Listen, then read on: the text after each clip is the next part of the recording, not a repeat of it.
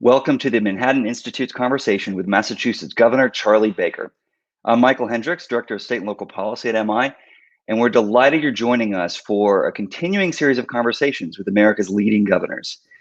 Governor Charlie Baker was sworn in for a second term as the 72nd governor of the Commonwealth of Massachusetts in 2019, after a first term focused on moving Massachusetts forward through what many have praised as his bipartisan, results-driven leadership.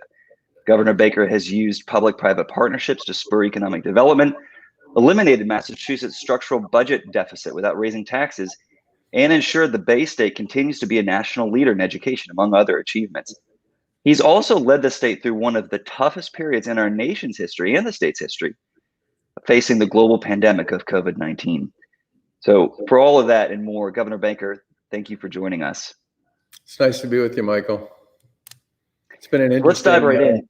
7 or 8 months. I was listening to you sort of take a look back, and you're reminding me that I need to go back and take a look at the state of the state that I delivered in January of 2020, see how much different it would appear to be contextually than the 2020 we've ended up living through, which is true for everybody, I think. I think that is definitely true, and I hope we can go through some of that. COVID-19 has devastated the Northeast and in New York, and then at the Manhattan Institute, we know all too well its toll. So where are we in Massachusetts today with COVID-19? Well, I would say that at this point in time, we're in a far better place than we were in last spring. One of the big lessons I learned from all this is if you have high population density and a lot of global travel and a ton of mobility, the chances of COVID-19 taking a pretty big swing at you were extremely high. And the places, if you look around the US, either back in March and April, or the places that have taken a pretty big hit this summer, they tend to all share some of those characteristics, especially the ones around density, which certainly New York would know something about. I would say at this point in time, we're in much better shape than we were in before. And that's primarily because people here in the Commonwealth did the things that so many folks in the public health community recommended that they do. We went through an early shutdown, which was incredibly painful. It was an incredibly painful decision to make, and it was an incredibly painful sort of element to watch play out over the course of the time period in which we had that stay-at-home advisory in place. But it did do what it was supposed to do, which basically broke the back of the trend up in new cases and hospitalizations and ultimately deaths here in Massachusetts. And we're clearly on the other side of that mountain at this point in time and have been for a long time. The good news, the part that I take the most satisfaction in, and a big tip of the hat to Lieutenant Governor Karen Polito and our Economic Affairs Secretary, Mike Keneally, and all the folks that worked on their reopening advisory board and the people of Massachusetts and the companies and employers here, is we still had a 10% positive test rate in Massachusetts on May 18th when we began the process of reopening. And since then, as we've reopened the economy and added back 500,000 jobs and continued to increase mobility, we actually saw our positive test rate go from 10% back in May to under 1% today. And it stayed under 1% at this point for quite a while. And that's with a fairly significant increase in testing over that period of time. We still have a really long way to go. We have, well, like New York and New York City in particular, we have big connections to tourism and travel and conventions and conferences, and all our colleges and universities and our financial institutions and our healthcare institutions are in many cases global players. And there's just not a heck of a lot of global stuff like that that's going on.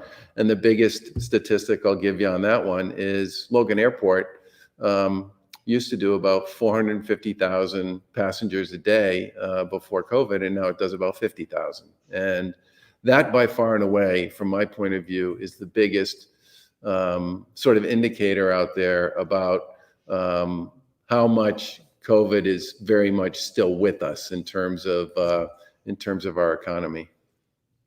So you talked about the lockdown. What are some of the other lessons learned from COVID-19, one of the things that we're trying to wrestle with in New York is, in nursing homes, what could we have done differently? What are some of the lessons learned there? What are some other lessons learned that you've had in Massachusetts?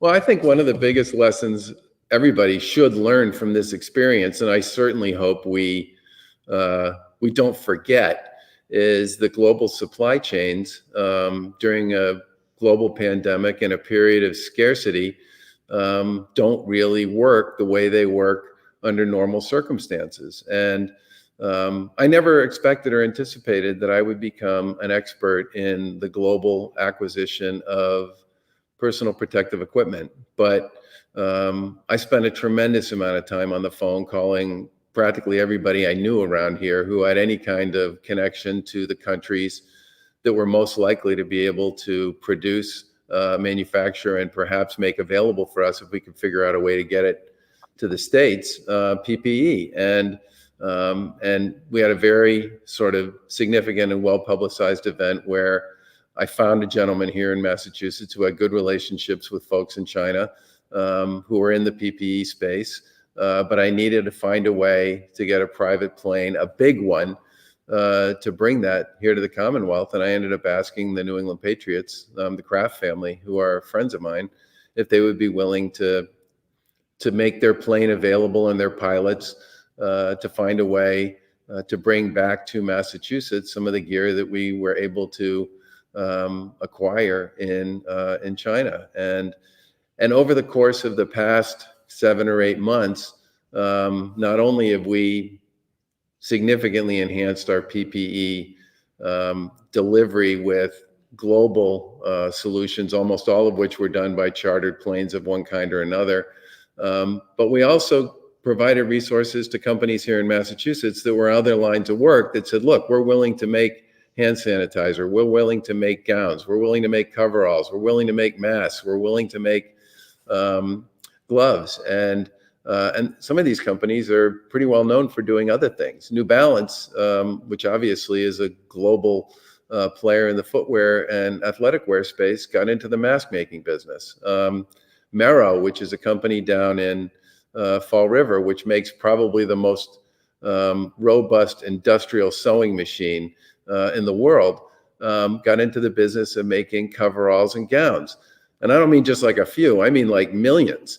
99 Degrees, which was a fashion manufacturer up in Lawrence, got into the business of making gowns. And what we really provided in those cases was some resources to help them sort of reconfigure their manufacturing processes, and then as much help as we could with respect to getting FDA approval or whoever else they needed approval from to make their products sellable here in Massachusetts.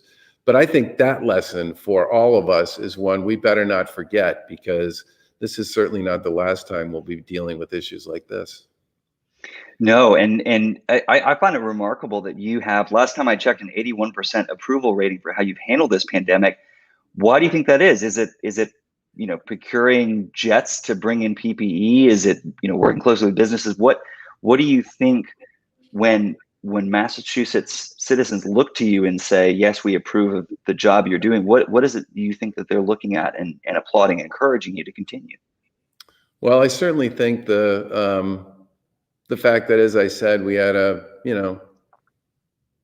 real calamity on our hands in March and April and May, and through that period, I think we did a news conference pretty much every day for about 3 months, and I get letters and emails all the time from people who said that it was really important to them to tune in every day to hear what we had to say about what was going on here in the Commonwealth. And they appreciated the fact that, we brought in some of the experts from around the area to talk about particular issues that people had concerns about, that we were pretty aggressive about messaging over and over again the things we thought people could do to actually help the cause.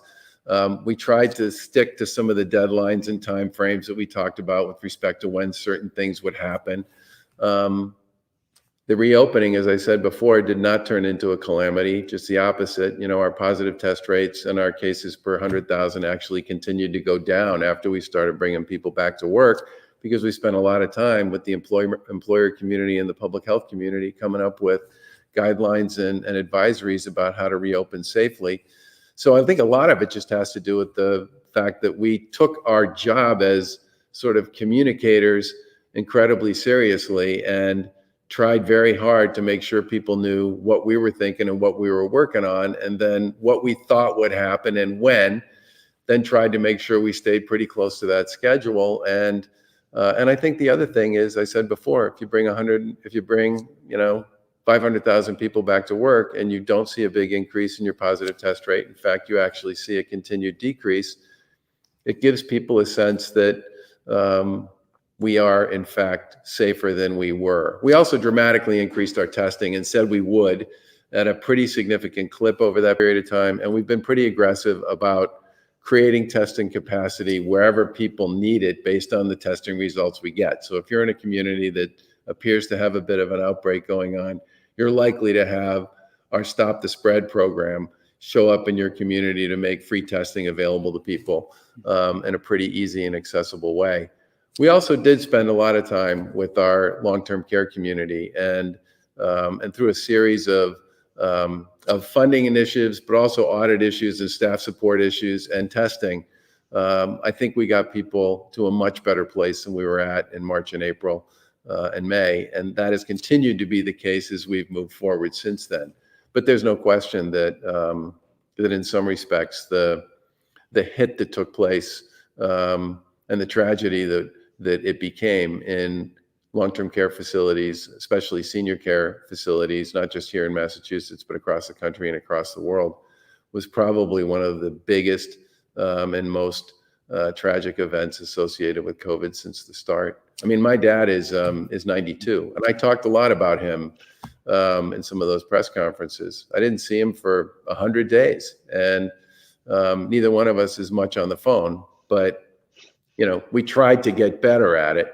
But that sort of inability to visit with him, to see how he was doing, to just get a look at him, was an incredibly painful experience for me. And I know it was incredibly painful for everybody on both sides of those circumstances for the better part of, 4 months in the midst of a pandemic when there was significant fear and concern about what was going on in long-term care generally. And I talked about it because it bothered me, just like it bothered so many others. Mm-hmm, mm-hmm. This has been a tough time for many, and Massachusetts is not spared of that, or even you. But I do want to take this moment to pivot, to look back even further over your time in office. I think that for one period you were the most popular governor in America for 11 quarters straight. What is the Baker secret recipe for being governor? My career is sort of split between time in the public sector and time in the private sector. I worked for two governors in the 1990s, Governors Bill Weld and Paul Cellucci. I was in their cabinet. And I come from what I joke is a mixed marriage family. My mom was, she passed away. She's a Democrat, was a Democrat. My dad is a Republican. My dad actually worked in DC in two Republican administrations. So I grew up listening to both sides on pretty much everything at a very vibrant and loud dinner table. I have friends when I was a kid who basically said, I'm never coming back to your house for dinner. That's, I'm going to get called on. I'm going to be expected to perform. It's way too complicated. But the best part that I got out of that was an understanding and an appreciation for the fact that disagreements don't necessarily define character, which I do think has become too much a part of the way our national dialogue takes place. And I think one of the things people here in Massachusetts do appreciate is we've tried pretty hard to focus on the work and not on what I call the noise. And in the end, everybody who's in public life, every elected official, in my opinion, Democrat, Republican, if you accomplish things around dealing with the opioid epidemic, or you accomplish things around dealing with the pandemic, or if you accomplish things around dealing with economic development or education reform or environmental policy. We have some of the largest deep water wind and hydro projects in the country going on here in Massachusetts, which were developed and pursued on a bipartisan basis. Everybody wins if you get those things that people really care about done in your community, your state, and I think what most people really want more than anything out of their government is, whatever your point of view or your political party is, they want you to focus on the things that are going to help improve the quality of their community and the quality of their life. And I think in the haze of political combat, people forget about that sometimes. And we've tried really hard to stay on that. And I think for most people in Massachusetts, they think that's worked. Disagreements do not define character, I think is a really important point. And it makes me want to ask a CEO question. How did you pick your team at the beginning, not just a lieutenant governor, but a chief of staff, policy team, communications team, and so on? All of the staffing and appointments at the beginning that are instrumental in taking your vision and the way you see the world and translating that into reality through your time in office. That's not easy. How did you approach that? So I had a real advantage having served in the cabinets of two governors and I worked in state government in the 90s for 8 years. I came in with Bill Weld when he got elected. Paul Cellucci was his lieutenant governor. And then after Weld left, I served for Lieutenant Governor Cellucci as his chief financial officer for 2 years. So I had been up close involved in a transition. And so I had some idea about what it was like. And I will say this, the fact that you basically have to staff the leadership team top to bottom in a multi-billion-dollar operation in the 60 days between election day and inauguration day. I mean, there's no other large organization I can think of anywhere other than government where we try and do it this way. So it is kind of the card we're dealt, but having been through this a couple of times, I think helped a lot. But the way we staffed it was the Lieutenant Governor, Karen Polito, and I basically created what I would describe as a list of the people we knew. She had served in the state legislature for 10 years. Her family is in construction and development, but she'd served for 10 years previously in the legislature. And we both served in local government. So it wasn't like either one of us were strangers to people who would consider working in the public sector. And we knew a lot of people who'd been both in and out of the public sector and the private sector. But we basically created a list and then just started to work the list and answered the phone whenever somebody called with a thought or an idea, whoever they were, about somebody that we should talk to that might have either thoughts about candidates or be interested in a position themselves.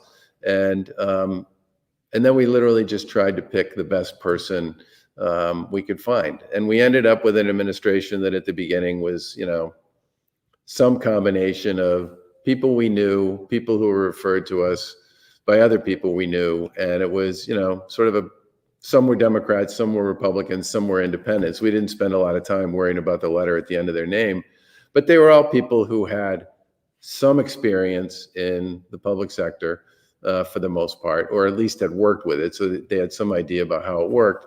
But they were all people who were subject matter experts in their area and had actually managed something before. And I think those two elements in particular were critical. If you pick somebody to serve in one of these jobs who's never run anything of significant size,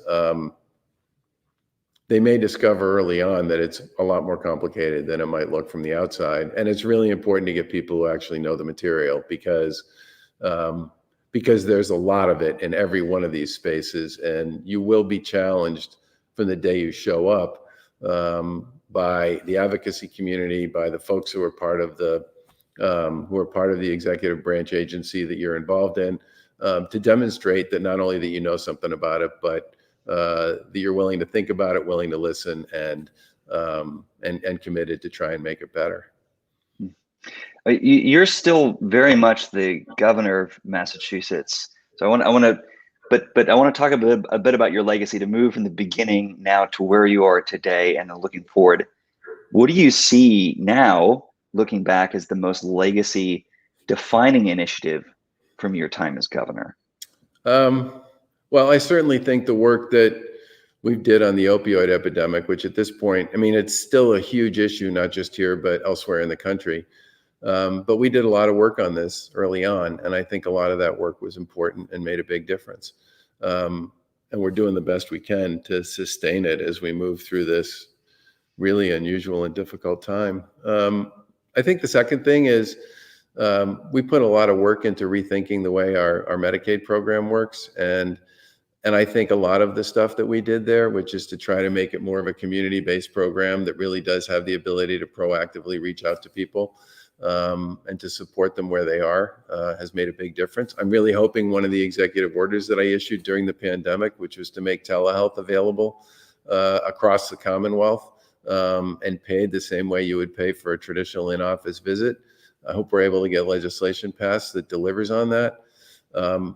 We're currently in the process of modernizing our public transportation system, which was woefully underinvested in for probably 20 years.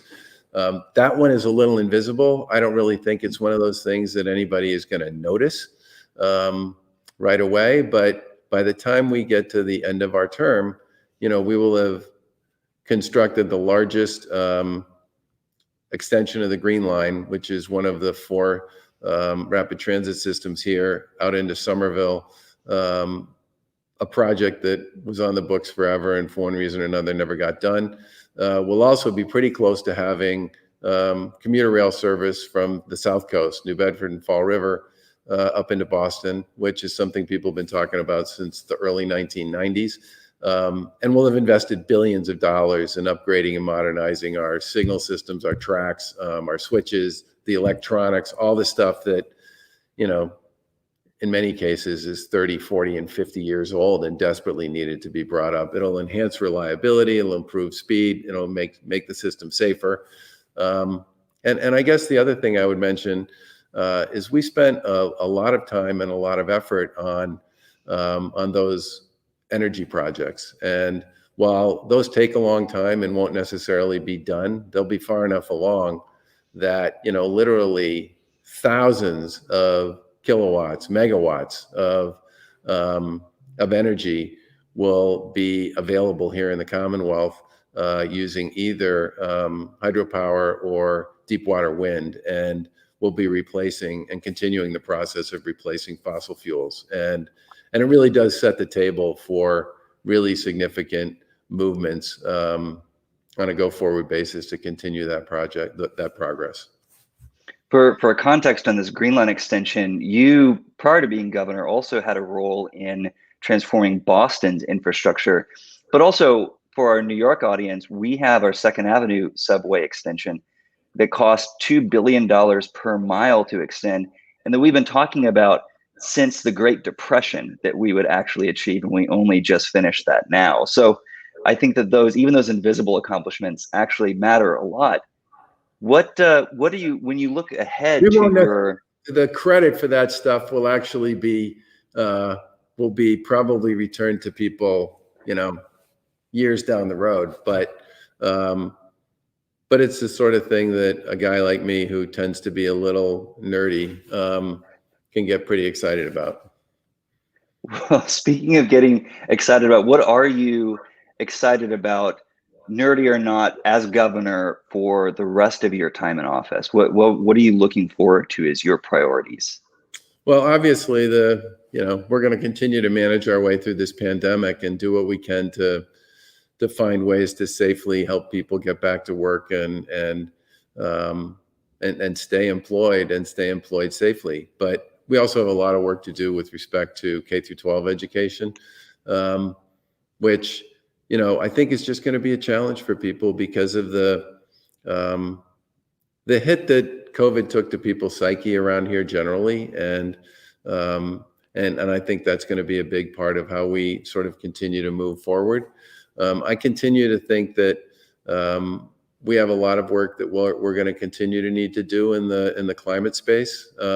I would love to see us figure out a way to.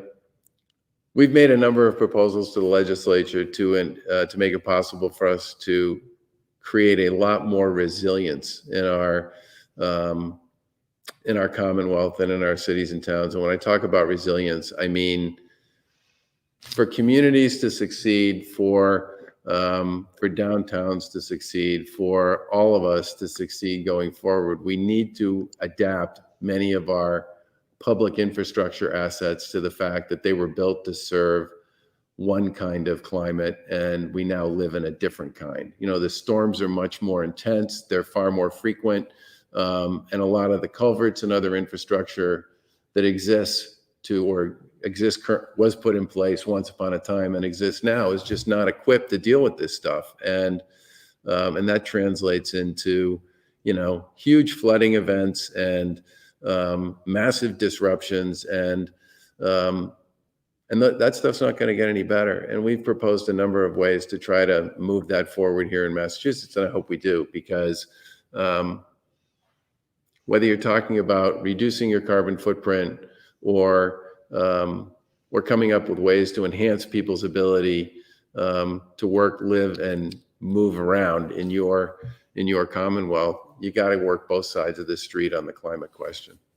And another, I think, important thing that you're going to be working on is selecting a position to the Supreme Judicial Court. If I have this right, you are going to be in a position to have, over your time in office, have selected the entire bench of the Supreme Judicial Court. The last governor to do that was John Hancock, the first and third governor of Massachusetts. What does that mean? What does that mean to you? How are you approaching that? With great care and an appreciation of the significance that's involved. You know, it's kind of a quirk of sorts in some ways and a tragedy in others. The main reason we're going to be able to do this is there's a 7-member court. One member decided to retire early. Another member just recently, the Chief Justice, Ralph Gantz, tragically had a heart attack and died. And I think the one thing I would say about the SJC here in Massachusetts is it's always had a reputation for putting people on the bench who have extraordinary legal minds and legal credentials and experience. And we nominate the Governor's Council, which is an elected body of 8, needs to approve or disapprove of the folks we nominate to serve on the bench.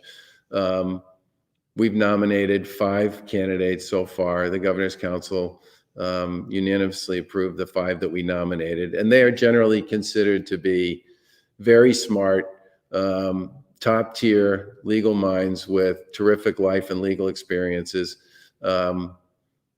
even-tempered moderates, which is reasonably consistent with sort of how I think about myself. And what we need to make sure we do is fill those last 2 seats with 2 more people who bring that same level of excellence and quality and commitment to the bench. It's you know, I'm not a lawyer, so for me, this was one of those things that I knew I would need a lot of help on when we took office. And we have an incredibly strong judicial nominating commission that's done great work for us. And everybody has to basically go through that process before they get to the lieutenant governor and myself. And obviously the people who serve on the bench at every level are critical to the sort of execution of justice and government in your city, in your Commonwealth. And I really do think it's a unique opportunity, but it's one of those unique opportunities that came with some really sad facts around it. And we'll do all we can to make sure that we live up to the long and storied history of the longest sitting appellate court in the United States of America, which is the Massachusetts SJC.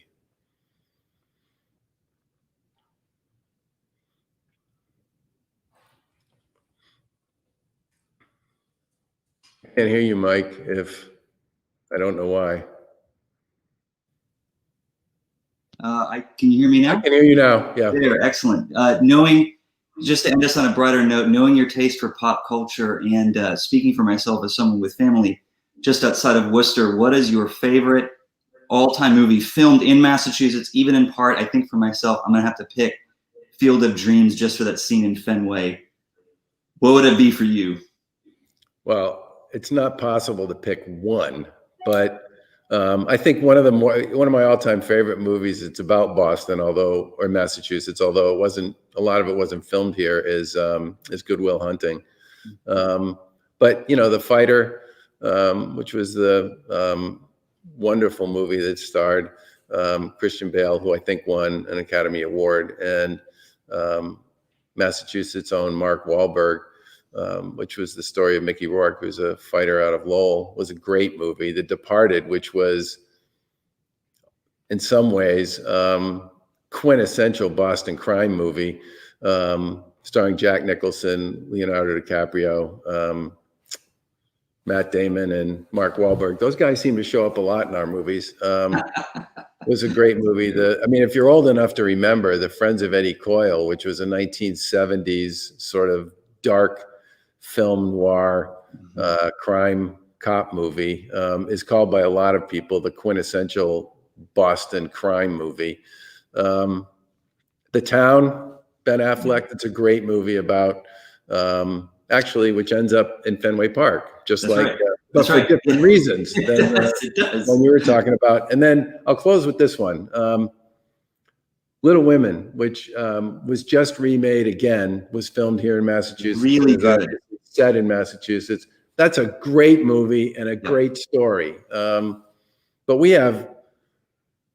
there's actually a lot of movies that are about Massachusetts, many of which are filmed here and some of which actually are not. But I think the best part from my point of view is that in many cases, even the ones about Massachusetts end up having people who we think of as being from Massachusetts, who have pretty significant roles in them, which makes them a little more like a hometown show.